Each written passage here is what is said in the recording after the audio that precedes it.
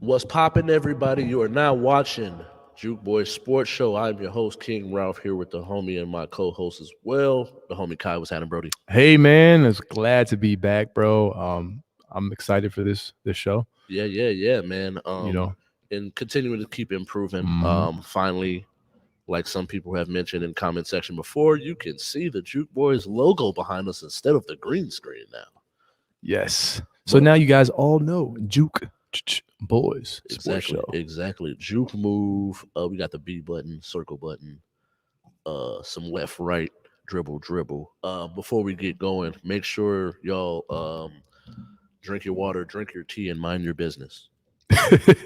Yeah, you got to stay hydrated out in these streets, man.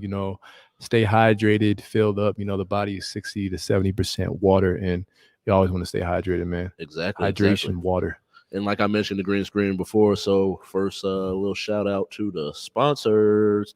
If you want to post up, do any podcasts like you're watching right now, there's another very large green screen on the other side. You can get a little couch, have a little talk show vibe, music, video, photography, photo shoots, all that. Call the number on the bottom of the screen, 707 Fit Boxer. All right. All right. So we got a big trade that happened. Was it yesterday? Yeah, it was actually Or was probably it Sunday? yesterday. I believe it was yesterday. But Within the last 2 days, right within the last couple of trade days, deadline. Von Miller was traded. Shout out to my boy Chandler, one of the biggest Broncos fans I know, and he did a long, lengthy post about what he meant to him as far as a Broncos fan. So shout Yeah. out to my boy Chandler.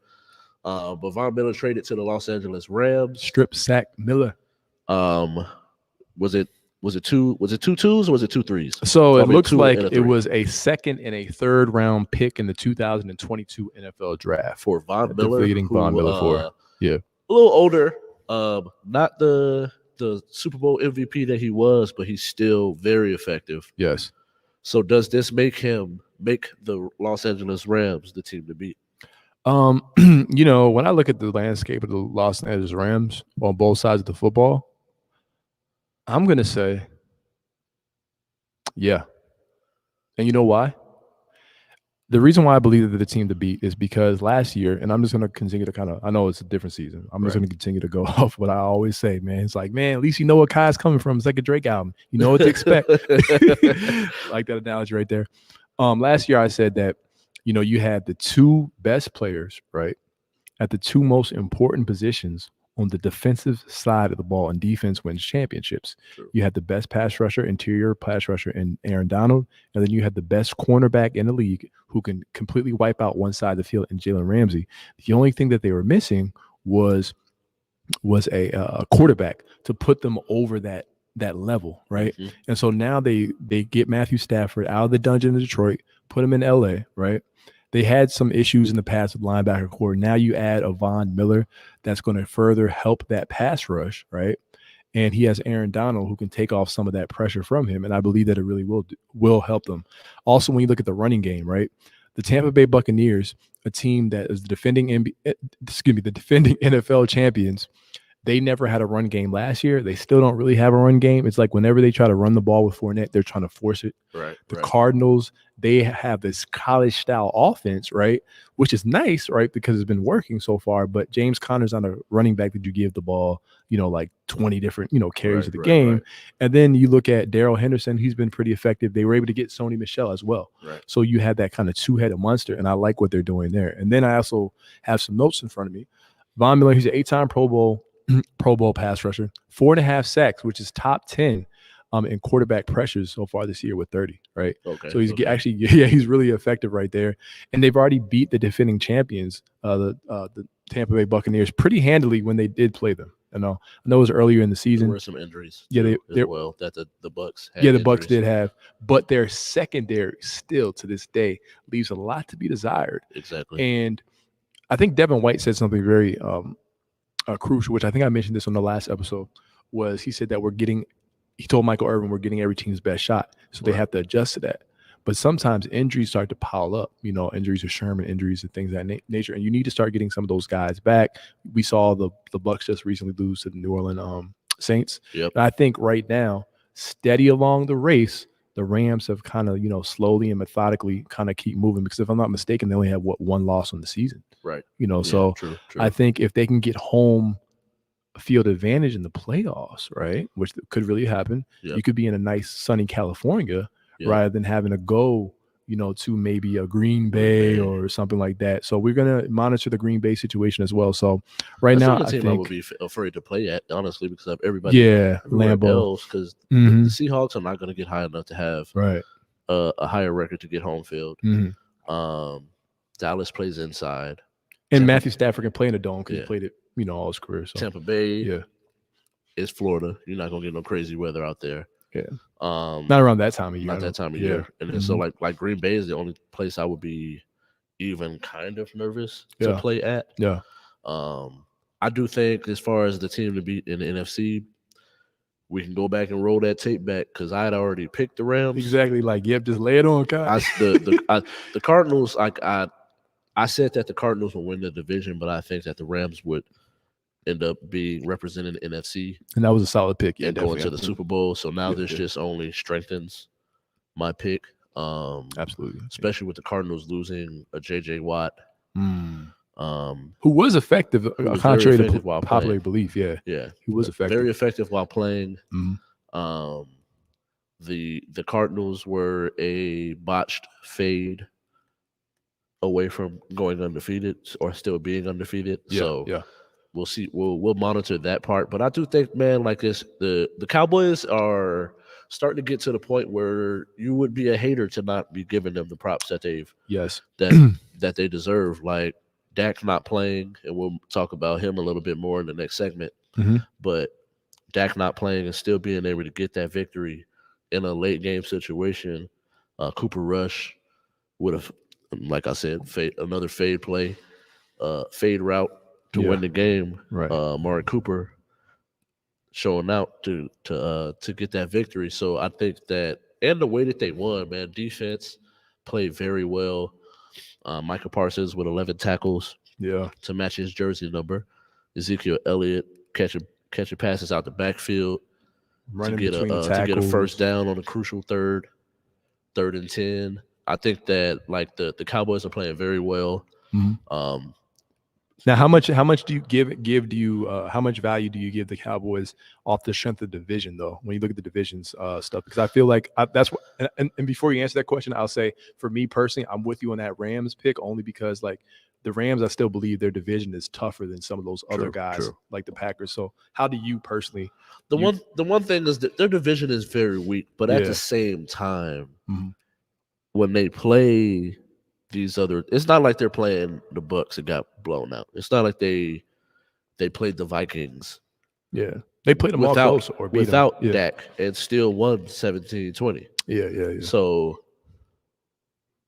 if it was one of those things where they were playing, where they were blowing out their division and then losing to all of these other teams, and then I would probably feel a little differently. But this isn't what's happening. It's they're playing these other teams in the NFC very tough, and either coming up short by a field goal or even winning by a field goal. Yeah.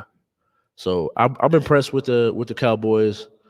I am what's known as a Cowboy hater. It's not even the Cowboys; it's their fans. No, they're delusional. The fans get on my nerves. I'm sorry, Cowboys fans. Them, Yankees fans, and Lakers fans are the worst. Yep. Those are the three. I am worst. a retired Laker cult member, so they're the three worst fans of any team. Yeah, no, I agree with you. I agree, and throw on the Red Sox there too, but that's another one. But yeah. They're just they don't even realize they're as bad as the Yankees. That's the crazy thing about it, which makes them just as bad as the Yankees.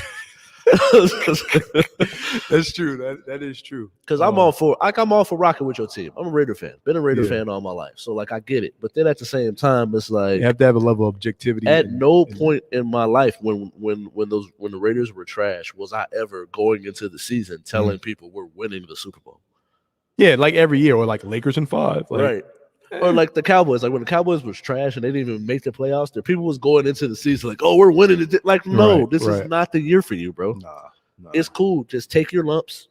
Hopefully your team gets better from a year-to-year thing. Yeah. I really hope that what happened with the Raiders doesn't have to happen for the Cowboys to succeed or get to a certain point of competitiveness. Right. But I knew it, and God rest his soul because he did a lot for the NFL as well as the Raiders. But Al Davis, I knew we would not get to a point of being Mm. competitive as Mm. long as he still held the reins. And the only way for him to let go of that was for him to pass away. And respectfully, And obviously. respectfully, and I mean that very respectfully, but Yeah. it's like I never wish death upon anybody. But at the end of the day, the only way we were ever going to get to a point, You need to change the guard. yeah, Pretty much is yeah. and he's not Yeah. going to willingly give that up. Right. And that's how I felt about, and I still feel about the Dallas Cowboys. And then people are like, what? Well, they have, yeah. But the thing is, now I understand, and I give them credence to the fact that they have, because we're tying this all into the Rams and everything, and best team in the NFC. I give them credence to the fact that their defense has improved because that's Right. something that they didn't really have in years past. True. They had names, but they weren't playing consistently. Exactly. But now, and once we'll segue into the injury thing, it gives me cause to pause. And so I think just the Rams is currently constructed. I never had questions about the Rams defense. True. I never really had questions about the Rams offensive play calling and Right. coaching Right. outside of the quarterback. And so I think the quarterback, what do we always say, Ralph? At least I always say every single year that the most important position in the NFL is the quarterback position. Exactly. It's the hardest, most mentally, toughest position to play. Exactly. So I think if you have the great signal caller, and I believe that Matthew Stafford is that guy on this team. In years past, I haven't been exactly glowing of Matthew Stafford, but I think in this situation with this team, with this coordinator and this defense, I think that he's going to take them as far as they possibly can go. And so that's why I still kind of give them the edge there, because with Brady, I never doubt Brady because I'm actually, I know you're Peyton, I'm more of a Brady fan, and I'll end it with this. It's the fact that defense, it bothers me. At some point, we got to get, but we both we could be here singing both a different tune in week 14. Right. True. Because we have 17 weeks this year. So we'll see. It's a lot of football left, man. Yeah. Is a lot of football left. And with that, we're going to bring up the injury topic, man. Dun. I feel like, because I've had this conversation with multiple people, I feel like we jinxed Derrick Henry. Man, I'm a Ravens fan. And I personally would like to apologize to King Henry. Still screw the Titans now. And I wasn't rooting for them Titans at all. But I also was like, what he was on pace to do as a runner, where he was possibly with an extra football game, was able to pass Eric Dickerson and LaDainian Tomlinson's rushing yards and rushing touchdowns record. Yeah. So now him having to have surgery on his foot, right. Dak with his calf problem, Russell Wilson with the finger having successful surgery on his finger, J.J. Watt on that Cardinals defense. And I feel like I'm missing people, but there's a lot of injuries that's going on. So, Jameis Winston, and he tore his knee up. Yeah.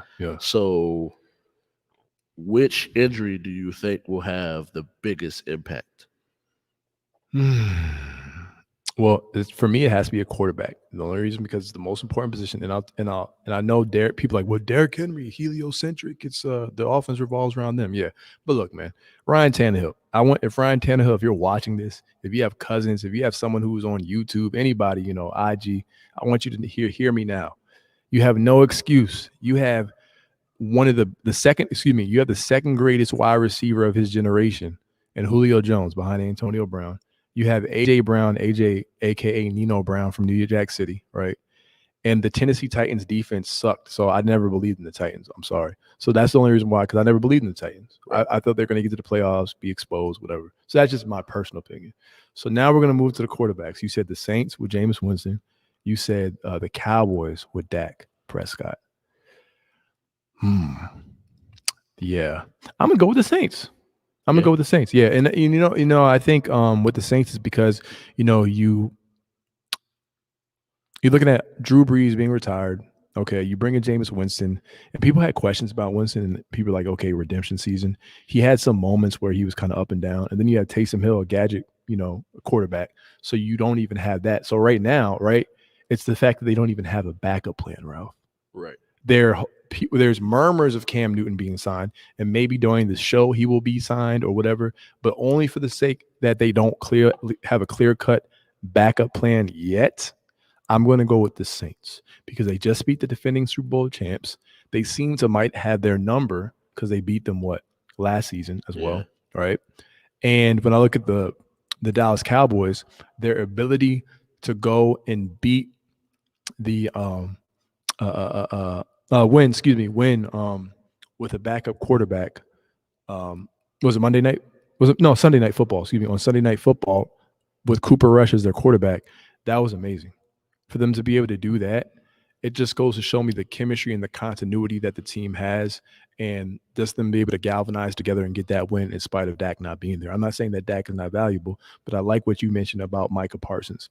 I like what you mentioned about that defense really starting to come together and starting to gel. We also had questions about Mike McCarthy, right? And so far, he's done a solid job. So I think just the fact that they have enough weaponry there, you know what I'm saying, with Amari Cooper, with CeeDee Lamb, with Zeke Elliott, despite the issues they've had with the offensive line, I think the Saints have a little more questions for me. And so I'm going to say the injury to Jameis Winston and the fact that Taysom Hill isn't prepared to just automatically step in, because I believe Taysom Hill's injured as well, right?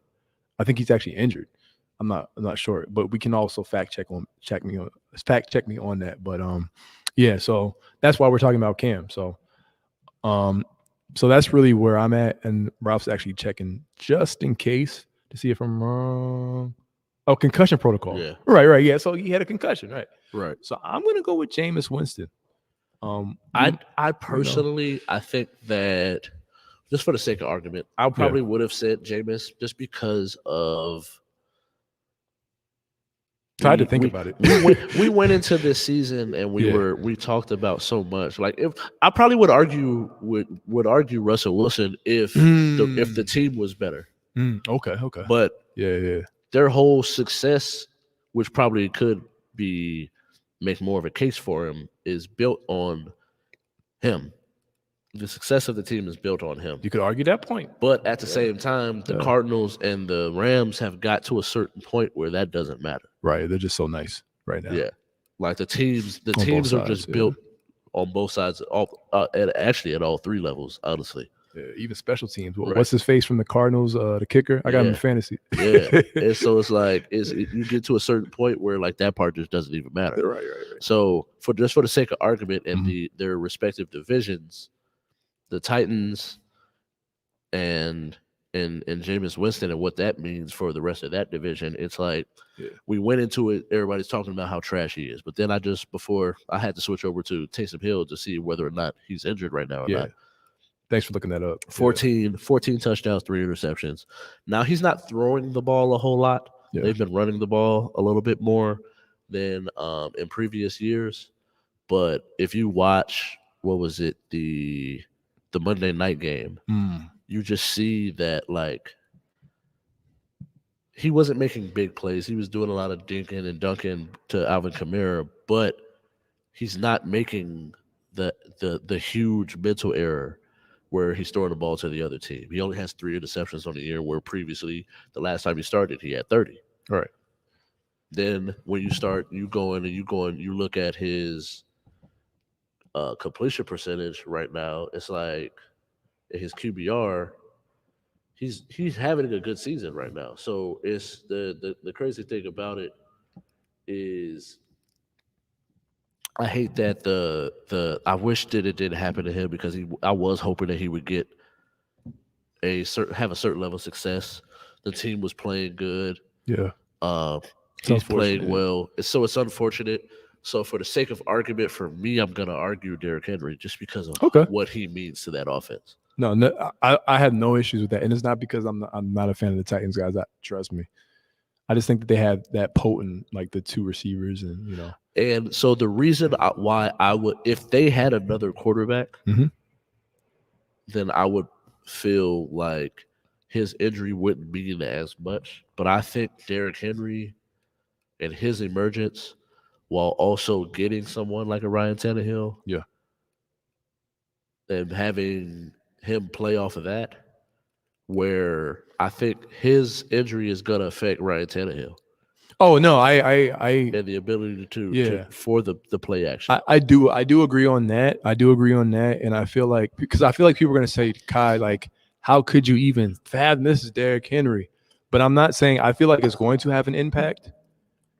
But we may be just people in general may have a disagreement on how much of a profound impact. Yeah. Because I'm just saying, me personally, and I'm not saying I'm even really disagreeing. I just say like, it's more of a.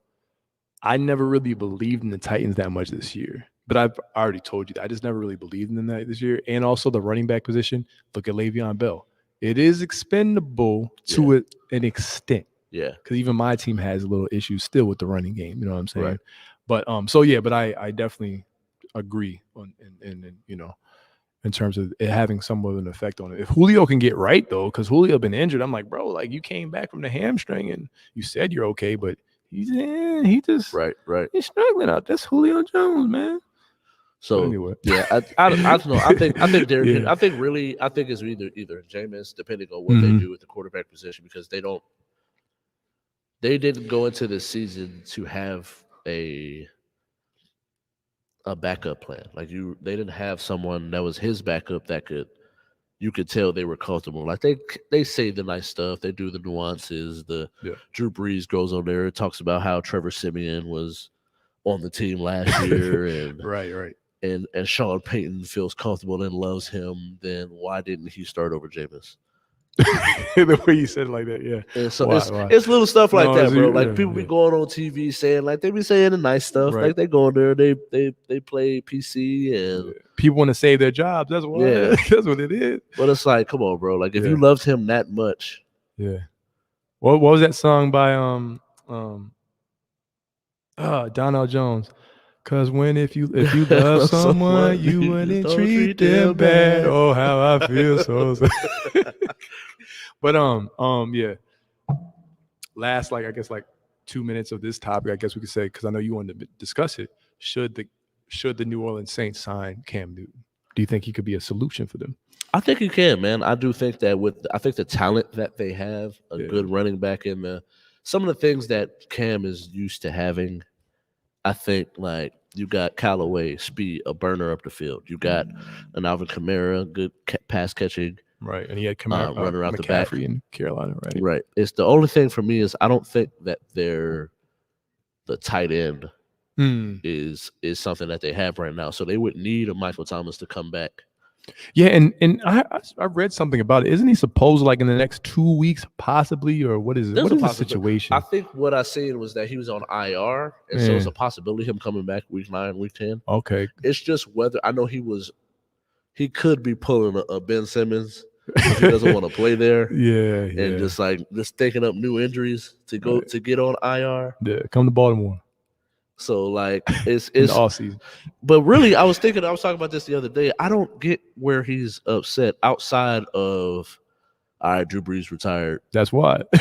Get me out of here. Yeah, he's like Drew Brees to get my numbers right. But I'm just like, bro, just go ahead, be cool with the quarterback, bro. He's like Drew Brees have my numbers right, man. He's like you know what it was? All them that high catch rate looked real nice when Drew Brees was throwing them the ball, you know. He's like that perfect spiral, man. Yeah. But I'm like, I don't think that, I don't know. He's out there simping for Drew Brees. Man. I just don't think that Drew would. I don't think Jameis is that bad to where you're just like, I want to get out of here. Oh, Michael Thomas don't think that we for real. Yeah, that had me crying. I was just like, I don't really get it, bro. I was like, maybe I'm missing something. Oh yeah, maybe he knows something that we don't know. Mike's like, you only got the tape NFL shows you, man. I got the special tape, man. I got the unedited version, man. You should see him in practice, man. Nah. But no, nothing against Jameis, man. We hope we wish all those players who were affected by drastic injuries over this past weekend a speedy recovery. Most definitely. Yeah. And last week we talked about the NBA's top 75. So I kind of wanted to. I've been watching more videos and more takes. Gilbert Arenas kind of expanded on it. I watched Knuckleheads on theirs. Shout out to them on their take. Some people's other takes. People like Dwight Howard, Klay Thompson. Yeah. Hearing from the Hoopers. The real hoopers, the people, even the Nick Wrights of the world, trying to argue Pinocchio, Sidney Moncrief. He brought him up, and one of the few guards to ever, and he was a small guard too to win Defensive Player of the Year. So, for me, I kind of wanted to go back to this topic because we didn't really. Most of the time when we start talking these lists, we say our criteria. Yeah. But like one of the things that I think we didn't really get a chance to we talked more about who was on the list and who should be on the list Right. instead of talking about the actual criteria for making this particular list. I think one of the things that shouldn't be overlooked is if we're doing a top 75 list, you shouldn't just take whatever that 50 list was and add 25 names to it. Okay. And which is something I've seen multiple people say. So it's not like I'm saying something that's such profound, but I definitely agree with that point because I do think that without being disrespectful to some of the people that played, and I mentioned this before, was that when the Celtics were making all those finals, there was like 6 to 8 teams in the league. Mm. You would literally play one game and then be in the finals. And Yep. so with that, it's like I think that we pay too much attention to team. Um, it's for it to be a team sport. Championships is too much, hold too much weight, because then there'll be certain conversations where you're like, well, I could get it if it was all right, this person has this many points. This person is very close in points while also having a little bit more rebounds. Yeah. So, like, the tiebreaker between that is how many championships did you have? Yeah. But we're Or we not can look at. I like finals MVPs more than championships. right. You know, because it's like I do like that you too. performing at the highest level, and you know. Because at the end of the day, although it is a team sport, there is a one person who mattered the most to get their team to this certain point. Unless you're Jordan. Right.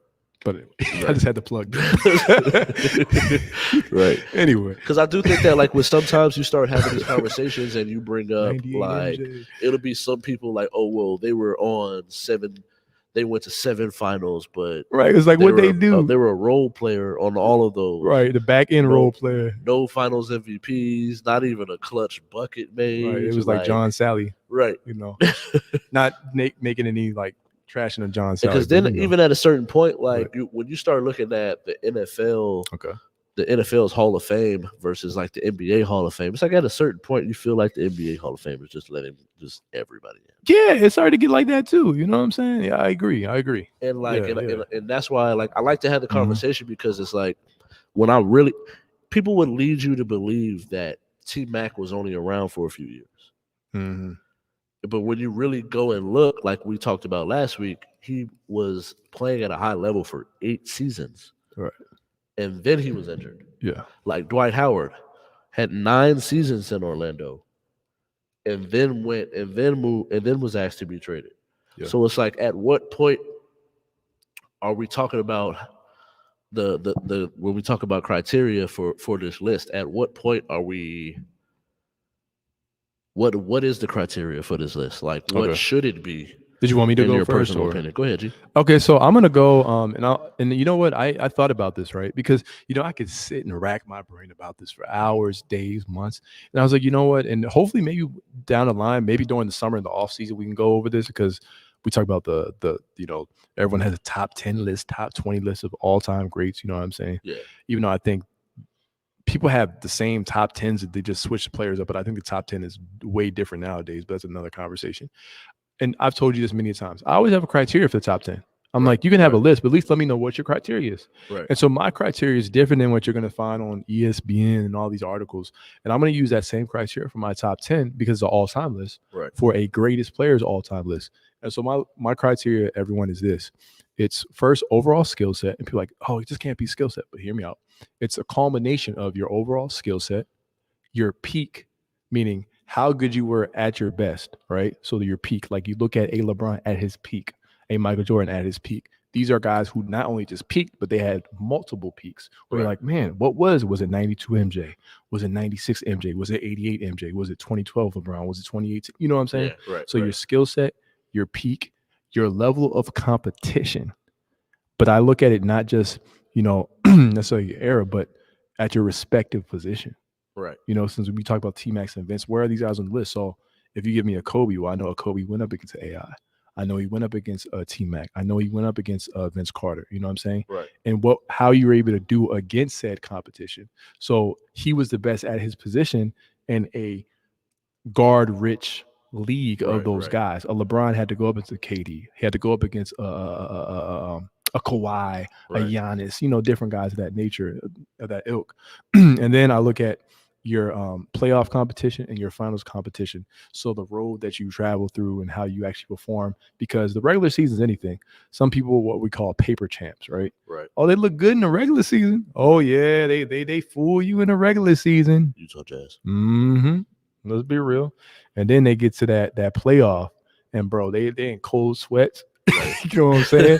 The ball feels like a medicine ball. Right. Joe Harris, what I'm saying? This dude can't shoot the ball in the ocean, man. KD cursing him out on the sideline. Look at him like, man, I wish I traded you for a prime Peja Stojakovic. You know what I'm saying? Right. So that's kind of my criteria. Is always skill set, your peak, how good you are, and then your level of competition, how you were able to dominate at said competition. And then you can talk about like clutch ability and different things of that nature and players who change the game. So like a guy like Steph Curry, for me, and I'm going to outright say it, I actually believe I've come to terms. I actually believe Steph Curry is actually the greatest point guard in the NBA. I know, newsflash. We'll get to that in the summer. I actually think he's better than that guy that I was formerly a cult member of the Lakers. You know what I'm saying? Different era, but it's a different impact. We'll get to that later. So like how you affect the game. So for me, that's always my criteria. That doesn't mean that my criteria is right, but I always have to look at that because you can't look at a guy like Kyrie Irving. Right. And me and you, we talk about this probably like once every like 2 months or so. Right. The dude is too damn skilled. And you told me, we were in the car, you're like, yo, he was killing fools in the NBA finals, bro. Like, yes. Like, even as a second option, first option, his efficiency never changes, bro. Like, you got KD, like, we miss Kyrie, man. Right.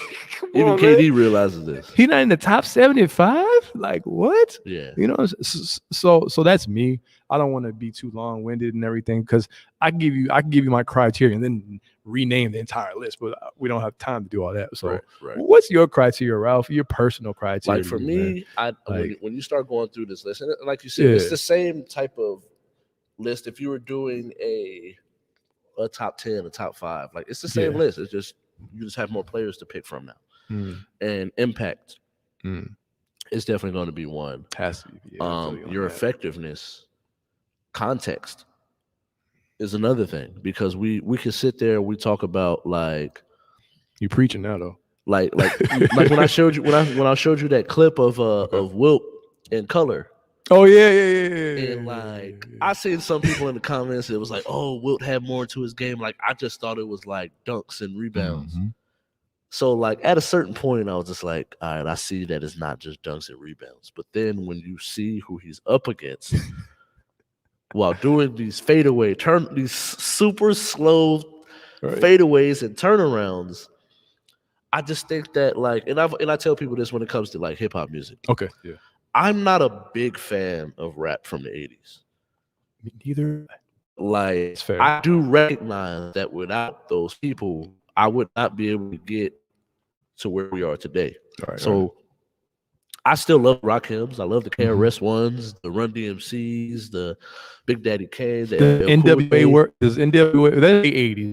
Does that fall in the 80s for you or more early? It's like 89, 90. Okay. So they really weren't around for that long. But it was like that time period. Okay, that's probably my cutoff right there. Cool J, maybe. Yeah.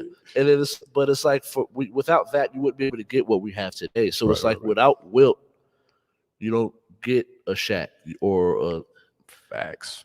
And then without Shaq, you don't get a Joel Embiid. Or like even a Giannis, maybe. Right. Yeah. Like Elijah Wan. Without Wilt, you don't get Elijah Wan. Without Elijah Wan, you don't get a Joel Embiid. Like that type of thing. So I do think that like after a while,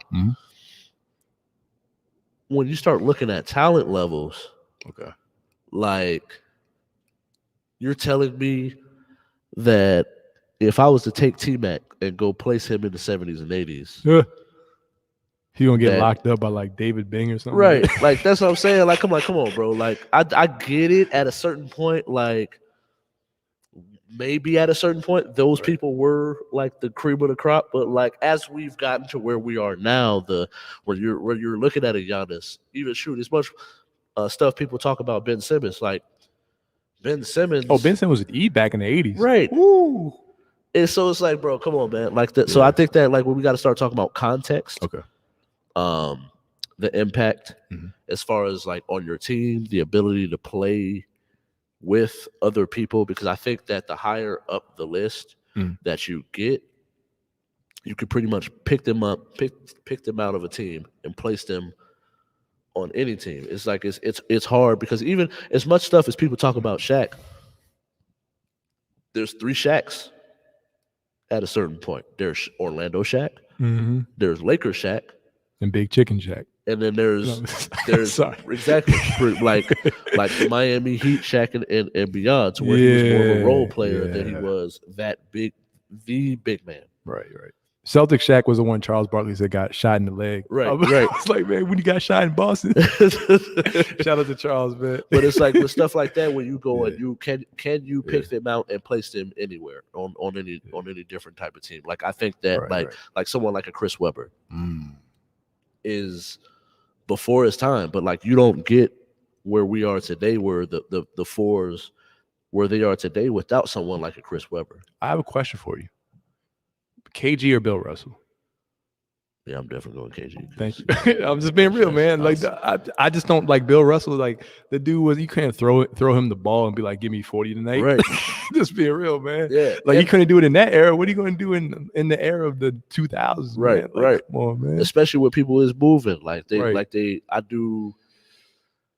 There's certain things that like I understand. I understand the part of history. I understand like what it means and that the bridge between the two. But I do think that like evolution is real. The evolution is real, man. Like the like in football, it's at a certain point. These dudes are 260 running 4 threes. Freaking Myles Garrett with 50-inch verticals on box jumps, man. And he's 280. He's almost 300 pounds at 6'5", 6'6". And we get to see him twice a year. Hell no. Like you're telling me like, oh, but then people will be like, oh, the game's so soft today. Like who is blocking Myles Garrett in 1970? But that's what old heads, and respect to the OGs, but that's what old heads always use, soft back in my era. You know, it's like, no, man, you can't keep saying back in my era. Right. Y'all was hacking. Y'all was some hacks. Like y'all was not out there actually locking people up. Y'all was out there grabbing people when they jumped in the air. It's a bunch of foul, dirty stuff that's and then we just label soft because you can't kill me. Right. And I'm not saying this just because Ralph is a Bulls fan or anything like this. You know, we all, because I have a high reverence of Michael Jordan. Everyone who knows the game should really have a high reverence for Michael Jordan, just off rip. But that's why I like The Last Dance, because I didn't even need The Last Dance to know that. But I always say when people say, oh, defense is tougher than the 90s, I was like, you know what? It was, but it wasn't due to scheme. When I mean tougher, I'm like, all it was physicality. Yeah. It had nothing to do with, actually, they weren't better defenders because they was hand checking. Yes. They was literally just riding you on the hip. And then I'm looking up there and I remember you see The Last Dance. And I'm sitting up there and I'm like, because I'm not a fan of Isaiah Thomas. I'm sorry. I think he's a great basketball player. I think he's a hater, just straight up. He's definitely a hater. But I'm sitting up there. I'm like, wait a second. You know why you hated Jordan, Isaiah, and the Pistons? To this day, they still hate Jordan. Because you couldn't stop him. And then I'm like, oh, look at the tape. All y'all did was punch him and hit him. Right. Like, y'all wasn't playing no defense. I'm like, where was the defense? Dennis Rodman was kicking people in the nuts. Like, I'm like, come on. Yeah. Like, putting elbows, people's Adam's apple, man. Yeah. Like, I said, DV up. No, you just trying to kill me. That's not defense. There's no defense being played. So I agree, man. Like, that's very true. So, like, yeah. Like, I think that, like, impact, context, your ability to be taken off one team and put on another team. So like their versatility to be able to, maybe even play different positions. Exactly. And that's where for me I think that we start having this conversation, because it's like some people, they would only be able to play in the era that they played in. Right. Like I'm trying to think of somebody. Like Bird can play in any era. Oh, facts. And I know you like Bird. Bird can play in any era.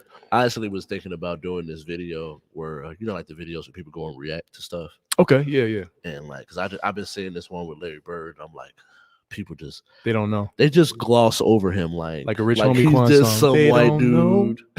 Like he just was some white dude that was able to hoop in the 80s. And it's like the stuff that he was able to do before his back, before he had the back problems.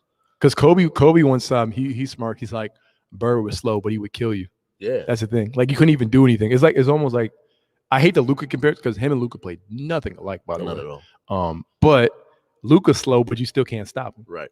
So Yeah, it's the ability to change directions, Yeah. change speeds, Mm. while also being able to like, if I can get the shot off, it's going in. Yeah. Because there's some people that's like, you ever had that person that like me? I remember Okay. there's a dude I guarded in high school, Joe Foster. Shout out to Joe Foster for getting locked up.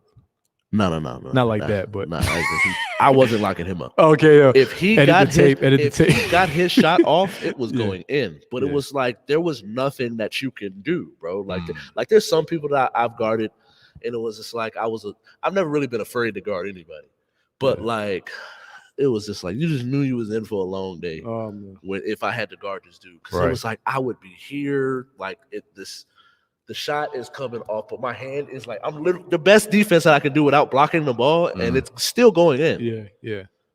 And it's just like some stuff like that. I think like with the Lucas, the Larry Birds, they're not super quick off the dribble, but they can get above you and get their shot off or get Fundamentally space. sound. Yeah. Yeah, and I love that part, and I think that that's one of those things that when you start talking about can I move you from era to era? Can I move you from team to team? Can I move you to different positions? The impact that you had when it mattered the most. Because then you'll have people who shoot a Robert Ory. Mm. How many championships did he win? But then 7. Yeah. how much of an impact did he have on the game outside of like Rudy T said he's Hall of Fame because he was clutch. He hit the clutch buckets. Now that's debatable in terms of whether he's Hall of Fame or not, but yeah. in terms of just overall impact to the game, I mean, he was momentarily impactful. Yeah, and so like with me, Respectfully. that's where I think that the difference between the NFL and the NBA Yeah. and that Hall of Fame, because all right, cool. If Robert Ory is Hall of Fame material, then with that same criteria, put Julian Edelman in the Hall of Fame. You preaching. But then it's like for me, I'm Yeah. like, no, All right. because you didn't do anything else. Right. So I'm just supposed to ignore them 82 game seasons we was playing when you was averaging 11 points Right. because you hit some clutch buckets. I feel you, man. Where's Derek Fisher? Right. 0.4. Yeah. So I'm like, yeah, bro, like this is NBA like, yeah, Finals, Orlando Magic. I'm not finna Yeah. go for that. But to get back to Right, the top right. 75, I think that those are the probably so your versatility. Mhm. Can I change you to different eras and will you still be just as effective? Impact, clutch, Mhm. as well as what was the other one I said? Context. We got to mention context when it comes to this criteria. I like that because it's almost it's like in a way it's in its way is kind of similar in different ways that we have, and I think down the line, maybe in the offseason or whatever, or some other episode, we do like our top like all-time players. I think you could use that criteria and derive a list of just personal guys because I think that's perfect when we talk about the 75 greatest players because like we mentioned last week, there's a lot of different people that we thought just got blatantly snubbed, man. Yeah. Just snubbed. So yeah, okay. And with that, man, someone else that if he would have played 10 years ago, possibly could have been on this list. Okay. But he's only a second-year player. One of my favorite players to watch. I've always been a big fan of his older brother, Lonzo. We talk about Zoe all the time, but is LaMelo, the younger ball brother. Is he a top 10 point guard in the NBA? Well, you know what? When I think about it, right? If he's able to lead his team to the playoffs, right? I believe why not? Why not? You know what I'm saying? I believe that, yeah, he's a second-year point guard, but we've seemed to pre-coordinate, point guards early and players early in this season. But I think we give a caveat because when I look in the landscape of the East, right? Let's go down the list of teams. You have James Harden. Okay. So you got him there. All right. You have Drew Holiday. He's a defending point guard. I don't know if you talk about defensively wise. Okay. You have Drew Holiday. You have Lonzo Ball. Do I believe LaMelo's better than Lonzo? I actually do. Now, do you believe that LaMelo's better than Lonzo? Yeah. Okay. All right, cool. So now he's better than Lonzo Ball. I think now there's a little bit more of a case. Yeah.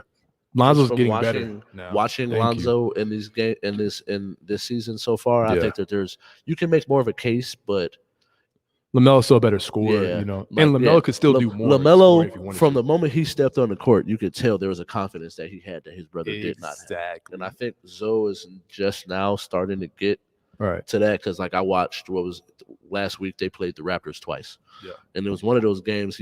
Zoe's pushing the ball down the court.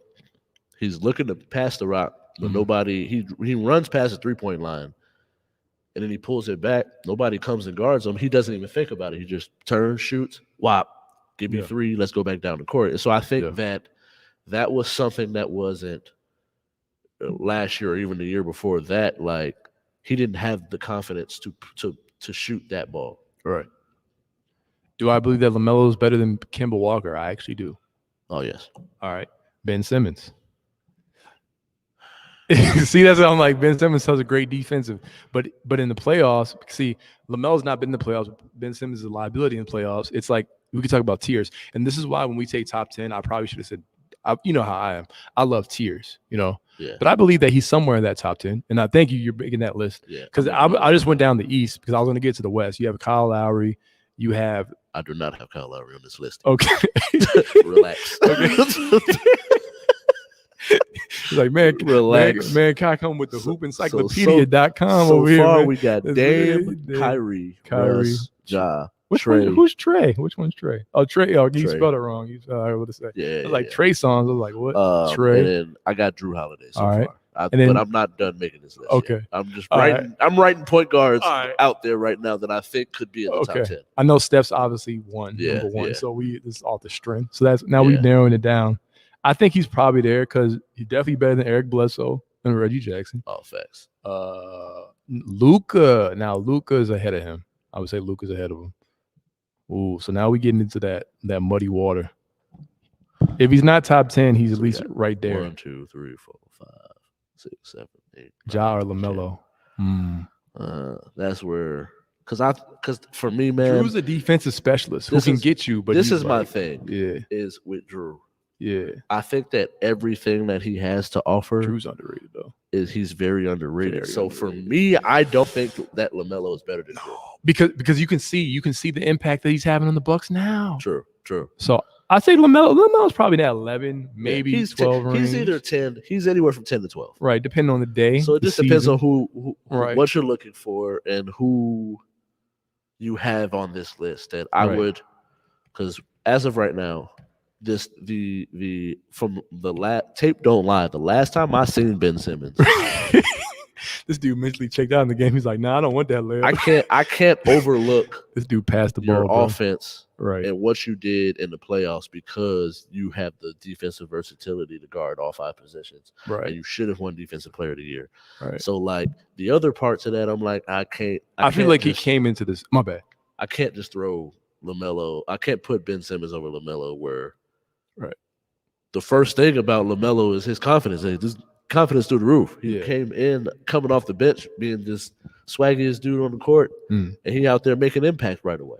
No, I didn't mean to cut you off. I was gonna say I feel like Ben Simmons literally just came into the season to try to win the Defense Player of the Year award now. Yeah, they think about it. So yeah. So and then Jamal Murray. Do you think he's or was Jamal just a product of the bubble? I forgot about Jamal Murray. Man, because I do have the Nuggets going further once they get Jamal Murray back.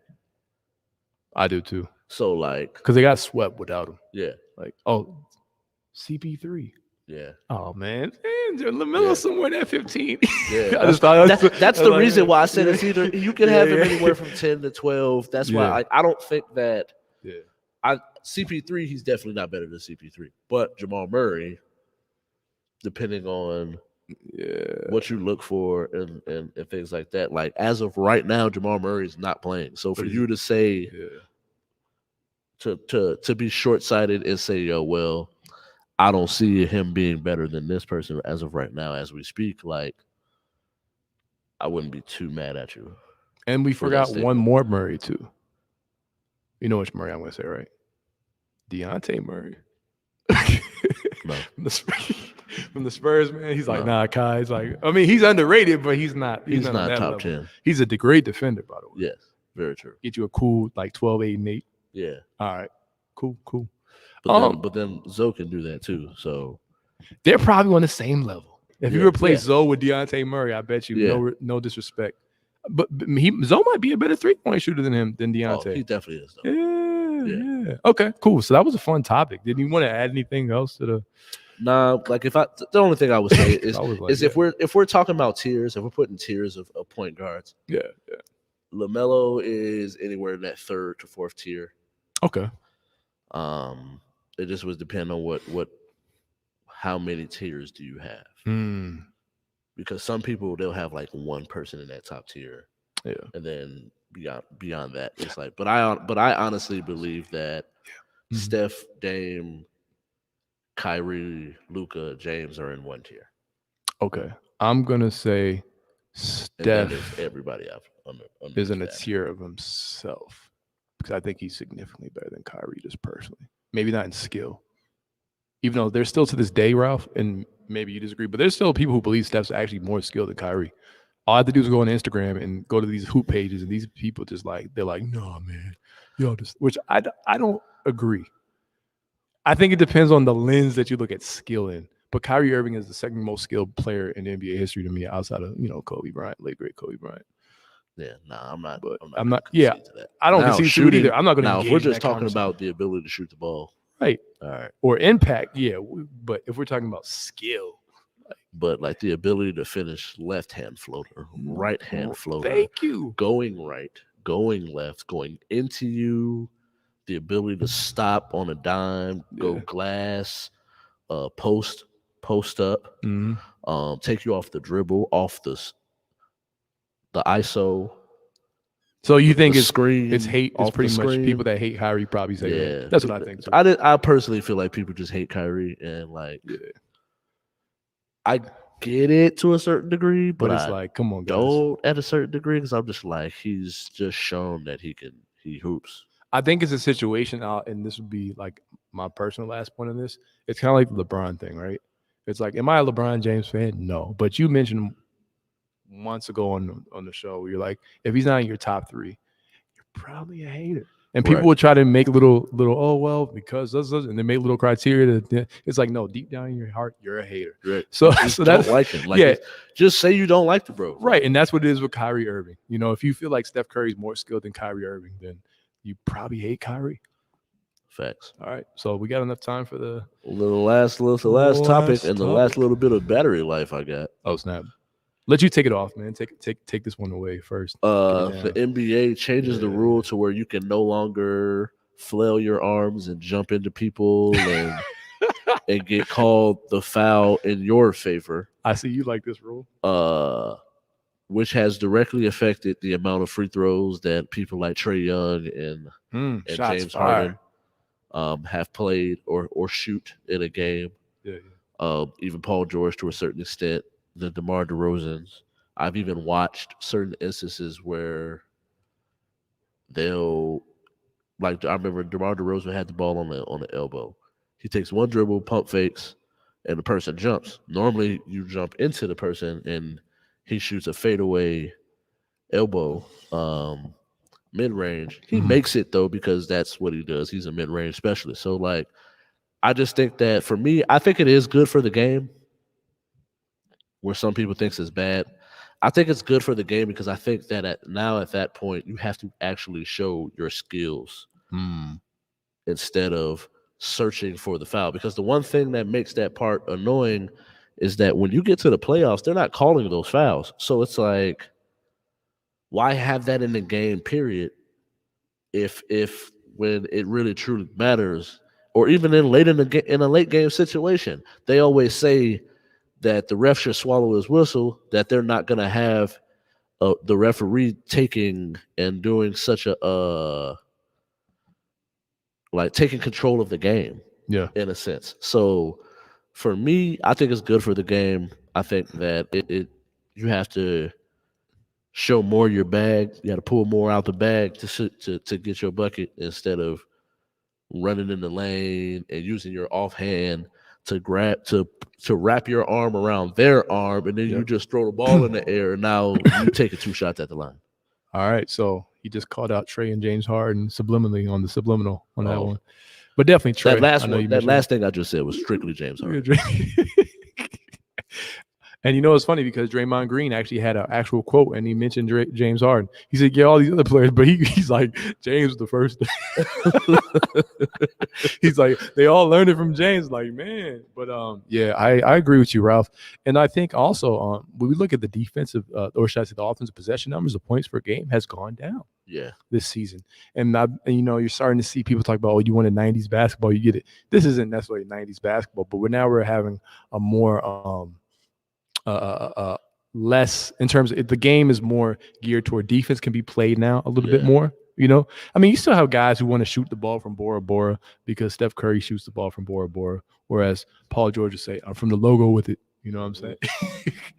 So shout out to PG, man. He's been balling his behind off as well.